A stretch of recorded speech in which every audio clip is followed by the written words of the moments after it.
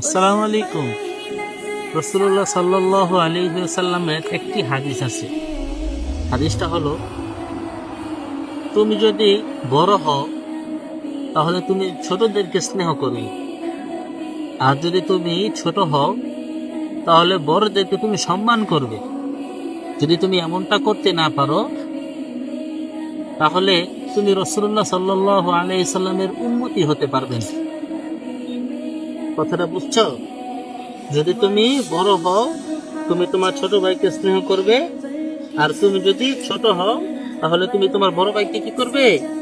সম্মান করবে। ঠিক আছে? যদি তোমরা এমন করতে না পারো তাহলে তোমরা রাসূলের উম্মত হতে পারবে না। বুঝছো?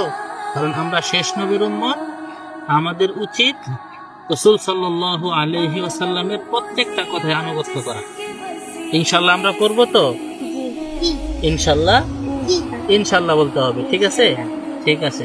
আপনারা যদি এই হাদিসটি প্রথম শুনে থাকেন, সবার কাছে পৌঁছায় দিবেন, শেয়ার করে দিবেন। কারণ রাসূলুল্লাহ সাল্লাল্লাহু আলাইহি সাল্লাম বলেছেন, যদি কেউ রাসূল সাল্লাল্লাহু আলাইহি সাল্লামের একটি হাদিস অন্যের নিকট পৌঁছায় দেয় তাহলে যে হাদিস বর্ণনা করেছে সে যেই সবটা পেয়েছে, সে পৌঁছানোর কারণে সেই সবটা পেয়ে যাবে।